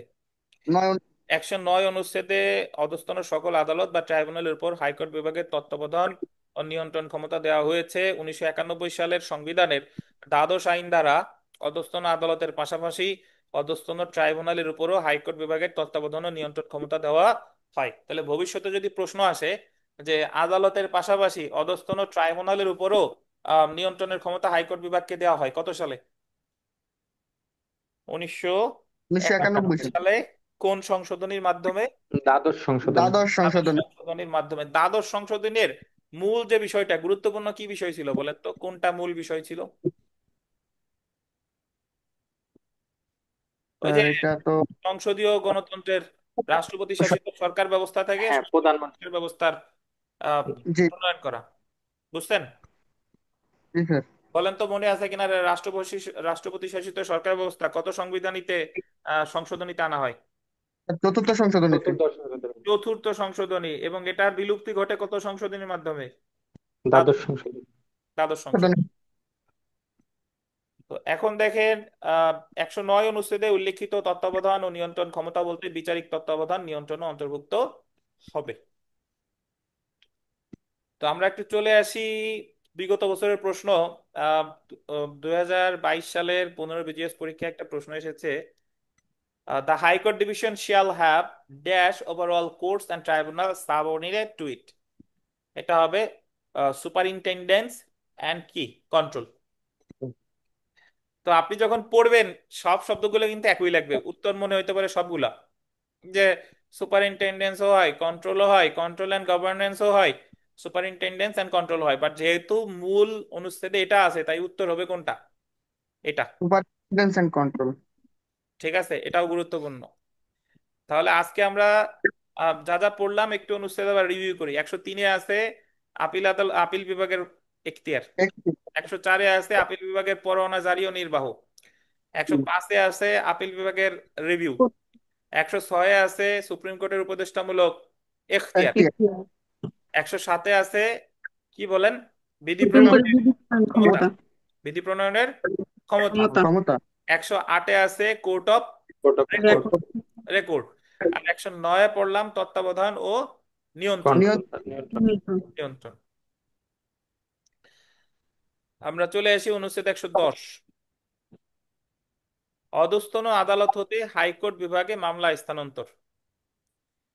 অধস্তন আদালতের হতে হাইকোর্ট বিভাগে মামলা স্থানান্তর কথা হলো যে হাইকোর্ট বিভাগের নিকট যদি সন্তোষজনকভাবে প্রতীয়মান হয় যে উক্ত বিভাগের কোনো অধস্তন আদালতে বিচারাধীন কোনো মামলায় এই সংবিধান ব্যাখ্যার সংক্রান্ত আইনের এমন গুরুত্বপূর্ণ প্রশ্ন বা এমন জনগুরুত্বপূর্ণ প্রশ্ন বিষয় জড়িত আছে সংশ্লিষ্ট মামলার মীমাংসার জন্য যা সম্পর্কে সিদ্ধান্ত গ্রহণ প্রয়োজন, তাহলে হাইকোর্ট বিভাগ উক্ত আদালত হতে মামলাটি গোল দিবেন, প্রত্যাহার করে নিবে এবং মামলাটি স্বয়ং মীমাংসা করবে, অথবা উক্ত আইনের প্রশ্নটি নিষ্পত্তি করবে এবং উক্ত প্রশ্ন সম্বন্ধে হাইকোর্ট বিভাগের রায়ের নকল সহ যে আদালত হতে মামলাটি প্রত্যাহার করা হয়েছিল সেই আদালতে বা অন্য কোনো অধস্তন আদালতে মামলাটি ফেরত পাঠাবে এবং প্রাপ্ত হবার পর সেই আদালত উক্ত রায়ের সাথে সঙ্গতি রক্ষা করে মামলাটি মীমাংসা করতে প্রবৃত্ত হবে।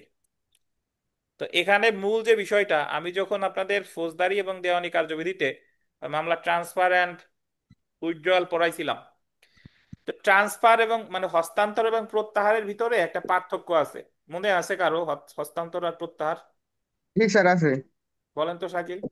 স্যার প্রত্যাহার বলতে বোঝাচ্ছে যে প্রত্যাহার যদি করে তাহলে যেই আদালতে আ- আবেদন করা হবে সেই আদালত নিজেও করতে পারবে ওইটার বিচার, এবং অন্য কোনো আদালতে সে ট্রান্সফার করতে পারবে। আর হস্তান্তর হচ্ছে ওই আদালত যে পূর্বে আদালত থেকে আরেকটা আদালতে হস্তান্তর করবে, এটা হচ্ছে একটা মিডিয়া হিসেবে কাজ করবে। জি। হস্তান্তর মানে হলো এক আদালত থেকে আর এক আদালতে পাঠানো, স্থানান্তর জি। বা হস্তান্তর।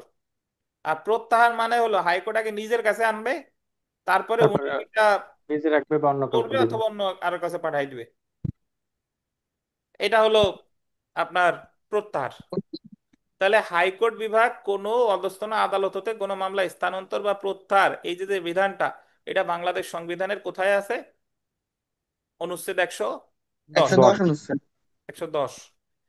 আর ফৌজদারি কার্যবিধির কথা যদি আপনাদের একটু মনে করায় দেই, ফৌজদারি কার্যবিধি আছে হলো আপনার 526 ধারা, 526, হাইকোর্ট বিভাগে হলো 526-এ, জি স্যার। 26।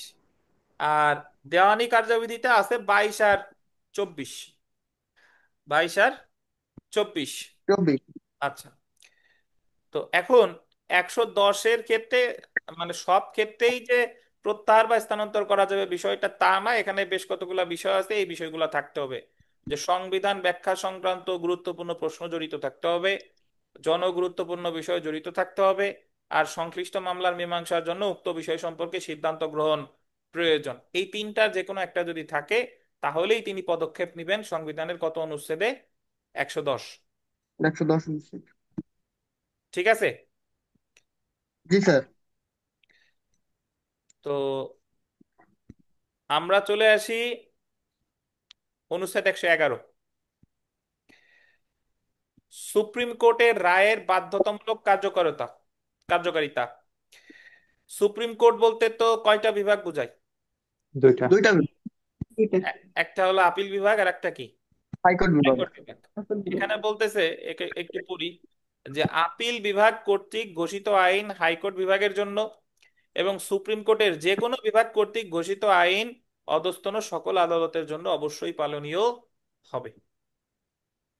বিষয়টা বুঝেন, যে আপিল বিভাগ যেটা পাশ করছে সেটা কার জন্য পালনীয় হবে? হাইকোর্ট বিভাগ। হাইকোর্ট বিভাগ। আর সুপ্রিম কোর্টের যে কোনো বিভাগ, ওয়েদার অ্যাপিলেট ডিভিশন আর হাইকোর্ট ডিভিশন, যেই আইনটা ঘোষণা করুক না কেন এটা অবশ্যই পালনীয় পালন করবে কে? অধস্তন আদালত। অধস্তন আদালত। আদালত। আদালত। তাহলে আমরা এটা বলতে পারি যে আপিল বিভাগের রায় হাইকোর্ট বিভাগের উপরও বাধ্যকর, আবার অধস্তন আদালতের উপরও বাধ্যকর। জি। তো হাইকোর্ট বিভাগের রায় শুধুমাত্র বাধ্যকর কার উপরে? অধস্তন আদালতের উপরে। অধস্তন আদালতের আদালত। উপরে। এই যে দেখেন, তো 111 অনুচ্ছেদে বলা হয়েছে যে আপিল বিভাগ কর্তৃক ঘোষিত আইন হাইকোর্ট বিভাগের জন্য এবং সুপ্রিম কোর্টের যে কোনো বিভাগ কর্তৃক ঘোষিত আইন অধস্তন আদালতের জন্য অবশ্যই পালনীয় হবে।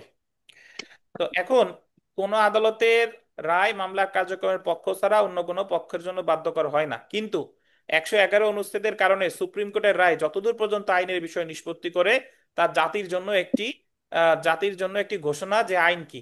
রায়ের যে অংশ আইন হিসেবে বাধ্যকর তা হলো সিদ্ধান্তের কারণ, রেশিও অব দ্য ডিসিশন, কিন্তু আদালত কর্তৃক প্রাপ্ত সকল ঘটনার কোনো ফলাফল বাধ্যকর না।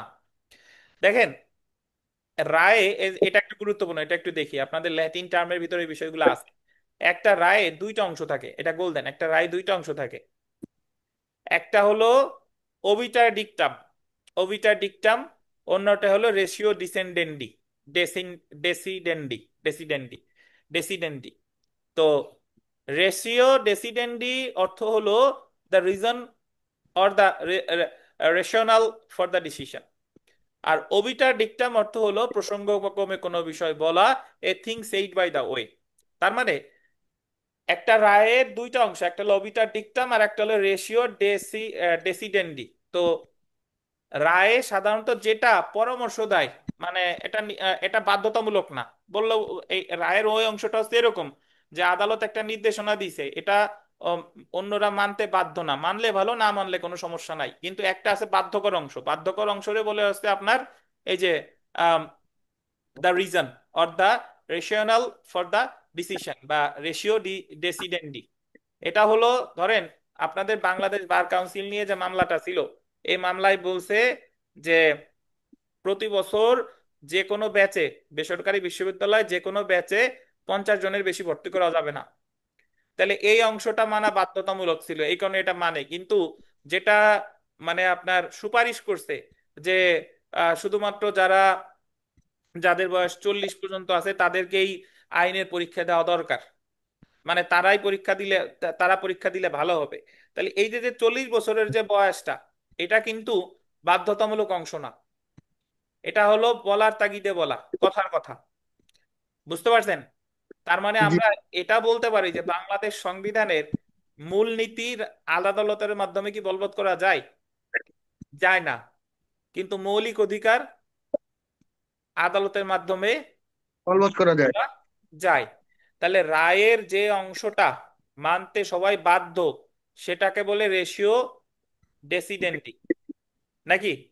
জি। আর যে অংশটা মানতে বাধ্য না সেটার বলে কি? এই অবিটার দিক। অবিটা ডিকটাম।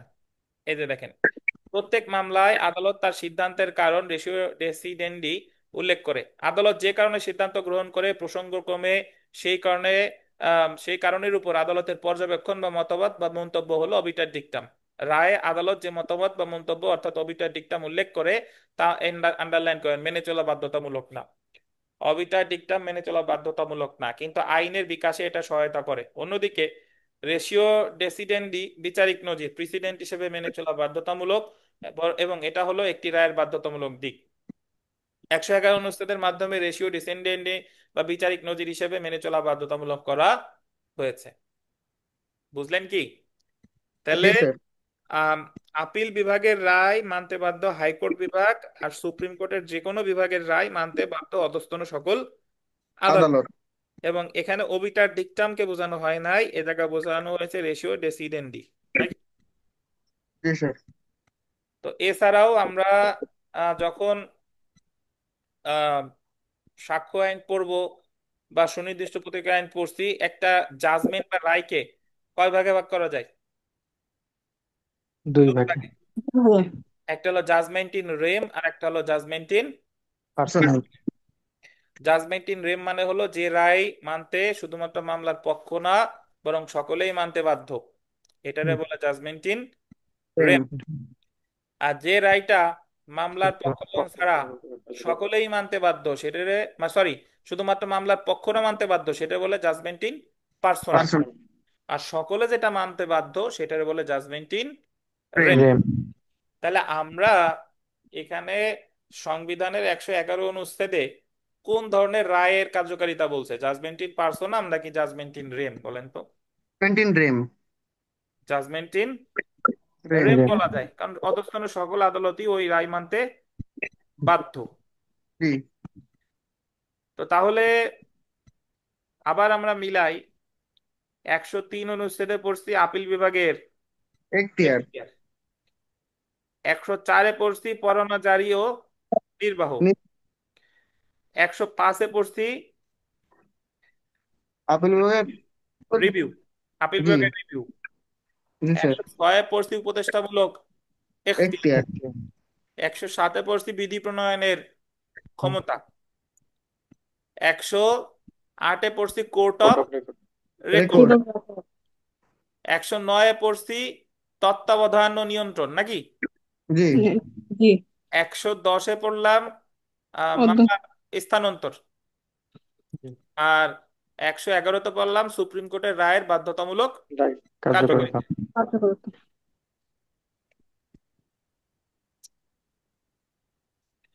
আমরা 1 নং প্রশ্নটা যদি একটু পড়ি, এখানে বলছে যে বাংলাদেশের সুপ্রিম কোর্টের রায়ের বাধ্যতামূলক ক্ষমতা গণপ্রজাতন্ত্রী বাংলাদেশ সংবিধানের কোন অনুচ্ছেদে বর্ণিত আছে? কত? 101 স্যার। 111। এবং আপনি এখানে দেখেন জুডিশিয়াল সার্ভিস পরীক্ষার অপশনগুলো কত কাছাকাছি থাকে, 109, 110, 111, 107, দেখছেন? জি স্যার। বার কাউন্সিল পরীক্ষা হইলে দুইটা থাকতো 110, 111, আর দুইটা থাকতো অন্য জায়গা থেকে। আচ্ছা, আমরা আজকের ক্লাসের প্রায় একটু শেষের দিকে চলে আসছি, আর একটু ধৈর্য ধারণ করেন, আর দুইটা অনুচ্ছেদ পড়ে আমরা আজকে শেষ করব। অনুচ্ছেদ 112, সুপ্রিম কোর্টের সহায়তা। এই লাইনটা গুরুত্বপূর্ণ, দেখেন, প্রজাতন্ত্রের রাষ্ট্রীয় সীমানার অন্তর্ভুক্ত সকল নির্বাহী ও বিচার বিভাগীয় কর্তৃপক্ষ সুপ্রিম কোর্টের সহায়তা করবে। কে কে? নির্বাহী ও নির্বাহী ও বিচার বিচার বিভাগীয় বিভাগীয় কর্তৃপক্ষ। কর্তৃপক্ষ সুপ্রিম কোর্টকে যে সহায়তা করবে, এটা বলা আছে কত অনুচ্ছেদে? 112। 12। এটা গুরুত্বপূর্ণ যে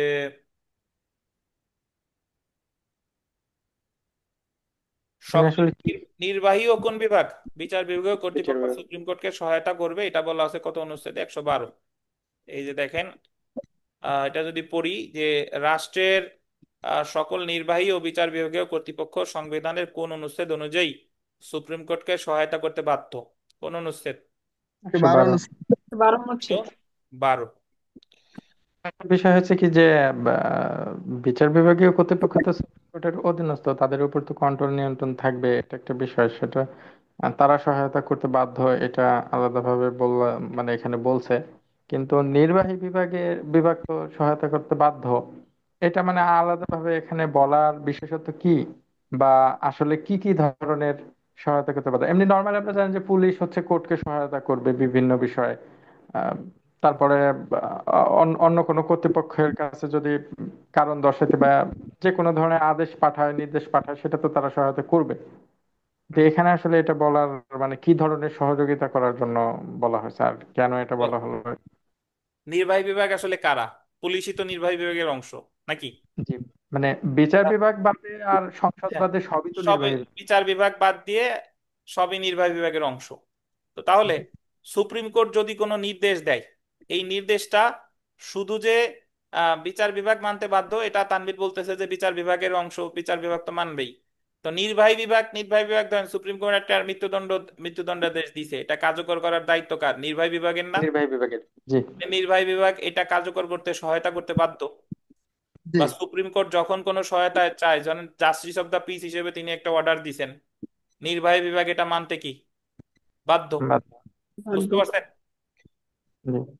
নির্বাহী বিভাগ, বিচার বিভাগ সুপ্রিম কোর্টকে সহায়তা করবে, এটা সাংবিধানিক সুরক্ষা দেওয়া হয়েছে অনুচ্ছেদ 112। ভারত। তো অনুচ্ছেদ 113-তে আসেন, সুপ্রিম কোর্টের কর্মচারীগণ প্রধান বিচারপতি কিংবা তার নির্দেশক্রমে অন্য কোনো বিচারক বা কর্মচারী সুপ্রিম কোর্টের কর্মচারী দিগকে নিযুক্ত করবে। তাহলে সুপ্রিম কোর্টে যারা কর্মচারী আছে তাদেরকে নিযুক্ত করবে কে? প্রধান প্রধান বিচারপতি। বিচারপতি বা তার নির্দেশক্রমে অন্য কোনো বিচারক। রাষ্ট্রপতির পূর্বানুমোদন ক্রমে সুপ্রিম কোর্ট কর্তৃক প্রণীত বিধিসমূহ অনুযায়ী এই নিয়োগদান করা হবে। রাষ্ট্রপতির আগে যে মানে বিধিবিধান করে রাখছে সেই অনুসারে নিয়োগ দেবে প্রধান বিচারপতি অথবা প্রধান বিচারপতির নির্দেশে অন্য কোনো বিচারক। বিচার। সংসদের যে কোনো আইনের বিধানাবলী সাপেক্ষে সুপ্রিম কোর্ট কর্তৃক প্রণীত বিধিসমূহ যেরূপ নির্ধারিত হবে, সুপ্রিম কোর্টে কর্মচারীদের কর্মের শর্তাবলীও সেইরূপ হবে। মানে সংসদের কোনো আইনের বিধানাবলী সাপেক্ষে সুপ্রিম কোর্ট প্রণীত বিধিসমূহ যেরূপ নির্ধারিত হবে, সুপ্রিম কোর্টে কর্মচারীদের কর্মের শর্তাবলী সেরকম হবে। ওই মানে সংসদ যদি কোনো বিধিবিধান করে দেয় তাদের শর্তাবলী সেরকম হবে আর কি। এই কথা তো এখানে যে জিনিসটা মনে রাখা দরকার, যে সুপ্রিম কোর্টের কর্মচারীগণদেরকে নিয়োগ দিবে কে? প্রধান বিচারপতি। বিচারপতি। বা প্রধান বিচারপতি নিয়োগ যদি নির্দেশ দেয়, অন্য কোনো বিচারক বা কর্মচারীও সুপ্রিম কোর্টের কর্মচারী দিগকে নিযুক্ত করবে। 113। আর 112-তে বললাম কি? সুপ্রিম কোর্টকে সহায়তা। সহায়তা, জি। সর্বশেষ একটা অনুচ্ছেদ আমরা এখানে পড়বো, তো তার আগে এখানে একটু প্রশ্নগুলো একটু দেখি। যে সংবিধানের 110 অনুচ্ছেদে অধস্তন আদালত হতে মামলা স্থানান্তর বা প্রত্যাহারের ক্ষমতা দেওয়া হয়েছে কাকে বলেন তো? হাইকোর্ট বিভাগের। আচ্ছা, সংবিধানের কত অনুচ্ছেদে সুপ্রিম কোর্টের রায়ের বাধ্যতামূলক কার্যকারিতা, binding effect of supreme court judgements কত? 111। 111। 111। জি। অতঃপর সংবিধানের কত অনুচ্ছেদে বিচারিক নজির বা জুডিশিয়াল প্রিসিডেন্ট সম্পর্কে আলোচনা করছে? 111। 11। সুপ্রিম কোর্টের কর্মচারী দিগক নিযুক্ত করবে কে? সুপ্রিম কোর্টের কর্মচারী দিগকে নিযুক্ত করবে রাষ্ট্রপতির পূর্ব অনুমোদন ক্রমে কে বলেন? প্রধান বিচারপতি। বিচারপতি। বিচারপতি। আচ্ছা, 11 নম্বর প্রশ্নটা যদি আমরা দেখি, যে কোর্ট অফ রেকর্ড বলা হয় কোন আদালতকে? কোর্ট অফ রেকর্ড বলা হয় কাকে? সুপ্রিম কোর্টকে। Supreme court. সর্বশেষ প্রশ্ন যেটা আমরা দেখব, 12 নং প্রশ্নটা, যে রাষ্ট্রীয় জনগুরুত্বপূর্ণ কোনো আইনের প্রশ্ন মতামতের জন্য প্রেরণ করতে হবে কার কাছে? সুপ্রিম কোর্টের। সুপ্রিম কোর্টের সুপ্রিম কোর্টের নিকট। আপিল বিভাগ। সুপ্রিম কোর্টের কার নিকট বলেন তো? আপিল বিভাগের। বিভাগের নিকট। সুপ্রিম কোর্টের আপিল বিভাগের নিকট। তাহলে আমরা আজকে এই পর্যন্তই পড়বো। আগামীকাল আপনাদের বিকাল 4টা 30-এ পড়া আছে। বিকাল 4টা 30 এবং আগামীকাল আপনাদের ক্লাস টেস্ট অনুষ্ঠিত হবে 40 মার্কের। যতদূর পর্যন্ত পড়ছি এগুলো একটু মোটামুটি মাথায় নিয়ে আসবেন। তার আগে আজকে যা পড়লাম এটা একটু রিভিউ করার চেষ্টা করি আসেন। 103 অনুচ্ছেদে পড়ছি আপিল বিভাগের এখতিয়ার। এখতিয়ার। 104-এ পড়ছি অ্যাপিলেট আপিল বিভাগের পরোয়ানা জারি ও নির্বাহ। 105-এ পড়ছে আপিল বিভাগের রিভিউ নাকি? জি। 106-এ পড়লাম উপদেষ্টামূলক এখতিয়ার। 107-এ পড়লাম বিধি প্রণয়ন ক্ষমতা। 108-এ পড়লাম কোর্ট অফ রেকর্ড। রেকর্ড। 109-এ পড়লাম তত্ত্বাবধান ও নিয়ন্ত্রণ। নিয়ন্ত্রণ। 110-এ পড়লাম হচ্ছে আমরা স্থানান্তর স্থানান্তর। প্রত্যাহার। স্থানান্তর বা প্রত্যাহার। আর সুপ্রিম কোর্টের রায়ের বাধ্যতামূলক কার্যকারিতা, এটা পড়ছি সিটি 111। 111। 11তে। নির্বাহী বা বিচার বিভাগ সহায়তা করবে, এটা বললাম 112। আর সুপ্রিম কোর্টের 12তে। কর্মচারী, এটা বললাম কত বলেন, 113। তো এই ছিল মোটামুটি আজকের আমাদের পড়া। আহ, এতদূর পর্যন্ত ইনশাল্লাহ পড়ে ফেলবেন, প্রতিদিনের পড়া প্রতিদিন। আজকে এই পর্যন্তই। আহ, যদি আপনাদের কোনো প্রশ্ন থাকে জিজ্ঞাসা করতে পারেন, নতুবা আজকে এই পর্যন্তই।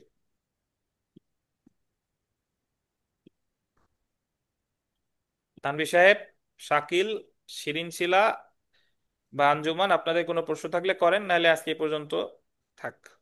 কতদিনের এমসিকিউর উপর একটা প্রশ্ন আছে আমার। হ্যাঁ বলেন। স্যার এই যে গতদিনে এই যে রিট ইসে আছে এমসিকিউ যে প্রশ্নগুলো আছে, রিট অফ কোয়ারেন্টো বা রিট অফ হ্যাবিয়াস কর্পাস, এইখানে যে অপশন গুলো আছে, যে 102 এর খ সরে আ, এখানে 102 এর 2 হবে না স্যার এখানে? আর দুই হবে, বাট ওনা দেয় নাই। ও, ঠিক আছে স্যার, এইটুকু শুধু। জি। আর কোনো প্রশ্ন আছে কারো? না। না স্যার আর নাই, বাস। তাহলে আজকে এই পর্যন্তই, ভালো থাকেন, আল্লাহ হাফেজ, আসসালামু আলাইকুম। ভালো